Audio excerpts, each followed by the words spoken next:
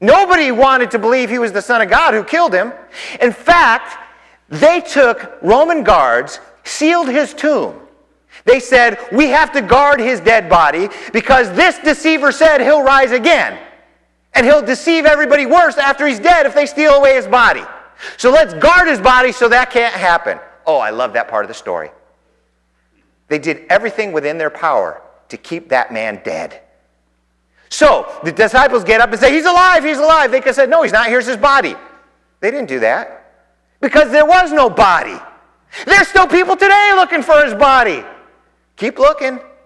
They will never find it because, as the angel said, he is not here. He is risen, just as he said. Now, I'm going to share with you a bunch of evidence. But before I do that, I found this really cool video clip. I'm going to ask Andrew to kill the lights, and I want you to see if you appreciate this clip like I did.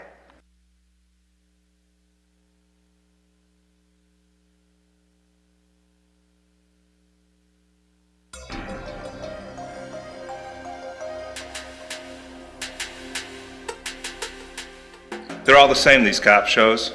Guy kills somebody and gets his buddies to help cover it up, but then the cops turn the heat on. And eventually, one of them cracks and spills his guts. That's what's different about the resurrection of Jesus. The people that were with him say after 3 days, he got up, walked around with them, talked with them, ate with them, and then went up to heaven. And they say they saw it with their own eyes. Strange story. And I can't think of why they would have made it up. But if they had, one of them would have eventually cracked and spilled his guts. But they didn't. Not one. Take the guys who wrote the story down in the Bible. There's Matthew. He was killed with a sword in Ethiopia. And Mark. He was dragged behind horses through the streets of Alexandria until dead. Luke, hanged. And John, his testimony got him thrown in a vat of boiling oil. But he survived and kept on preaching. The Apostle Paul, in prison for years. And then, beheaded in Rome. How about Jesus' disciples? If there was a conspiracy, they'd be the ones hiding something, wouldn't they? Philip, Andrew, crucified. And Peter, the one who denied even knowing Christ to avoid being arrested. Later, he would not renounce the resurrection, even though they forced him to watch as they crucified his wife, and then him. James, Matthias, beheaded. Bartholomew, whipped to death. Thaddeus, they silenced him with arrows. James, son of Alphaeus, tradition says he was stoned to death. Doubting Thomas, he was killed with a spear. Simon the Zealot, tradition says he was cut in half in Persia for his faith. That's it. All of them. Did they choose to die to protect a lie? And what did they get out of it? Rich? Famous? They knew that it would probably get them killed. And that's just what it did. You want to believe that it's just a story? Go ahead. Knock yourself out. But you got to get past these guys.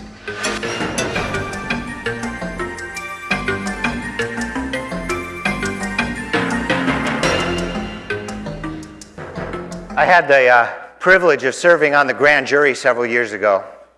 And the grand jury's job was to answer basically two questions. Does it appear as if a crime has been committed? And for us it was felony crimes. And is it conceivable that the person being accused committed the crime? If the answer was yes to those two things, then we sent it and then went to trial. If the answer was no, then it would not go to trial. Yes, a crime has been committed, but there's no evidence at all that this guy did it. Forget about it. Come back with evidence. That kind of thing. And then at the jury level, their job is to determine beyond a reasonable doubt that the crime has been committed and that person did the crime. Beyond a reasonable doubt. Not beyond a doubt, but beyond a reasonable doubt. As I mentioned earlier, judges and lawyers are experts in the rules and laws concerning evidences. That's their field.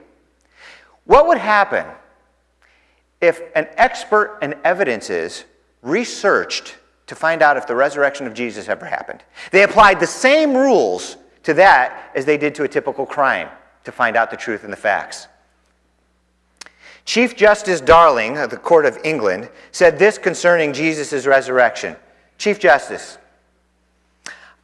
On that greatest point exists such overwhelming evidence that no intelligent jury in the world could fail to bring in a verdict that the resurrection story is true. Nobody could fail to bring that in. He's a Chief Justice. He said if this went to trial, any jury would say he rose from the dead. That's the evidence according to that Chief Justice. I copied, printed, and I'm going to read to you this as I found it with a little bit taken out just to condense it. Listen to this. Dr. Simon Greenleaf, the Royal Professor of Law at Harvard, was one of the greatest legal minds that ever lived. He wrote the famous legal volume entitled A Treatise on the Law of Evidence, considered by many the greatest legal volume ever written. Dr. Simon Greenleaf believed the resurrection of Jesus Christ was a hoax. Then he decided to research it. After thoroughly examining the evidence, he wrote a book entitled An Examination of the Testimony of the Four Evangelists by the Rules of Evidence Administered in the Courts of Justice. Greenleaf concluded that according to the jurisdiction of legal evidence, the resurrection of Jesus Christ was the best supported event in all of history. And he became a Christian. By the way, I read that book. I don't recommend it. It is dry and boring as spit. But I wanted to read it. Sir Edward Clarke, another famous British lawyer, this is what he said.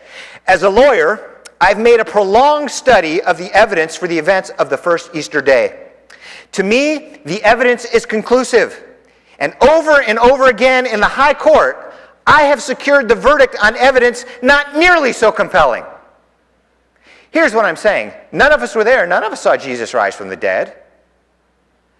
Those who look at the evidence say, it's a no-brainer. It's a slam dunk.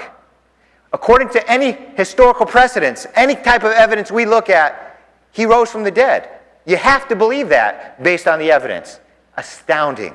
Time and time again. Josh McDowell researched the evidence, became a famous apologist, that is, a defender of the faith after he looked at the evidence. Lee Strobel, an investigative reporter, did the same thing. Now he's got a book out called The Case for Christ.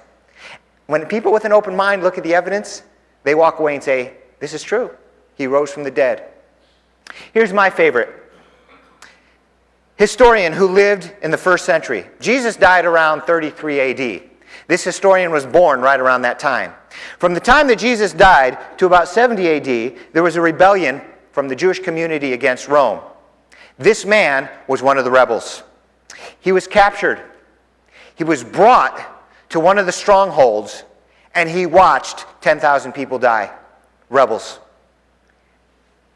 And then, according to tradition, he said something to one of the people in charge, one of the guys, the Romans guy, his name was Vespasian.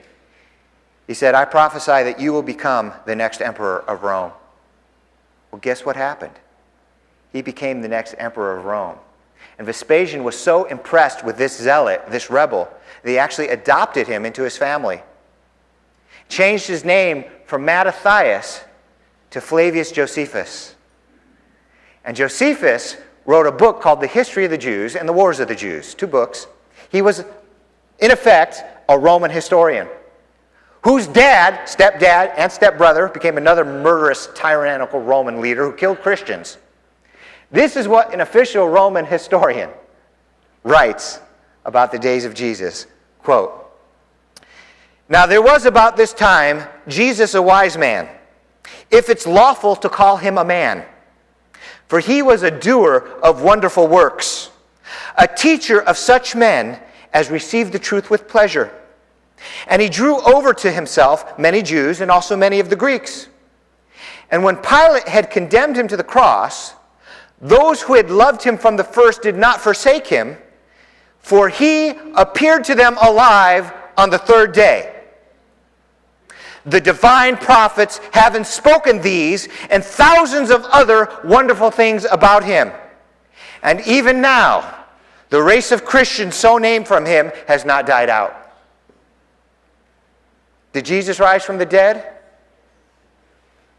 You tell me. Do dead people bleed? You tell me. The resurrection of Jesus is the cornerstone of the Christian faith. It's the foundation. If Jesus did not rise from the dead, we are wasting our time here this morning.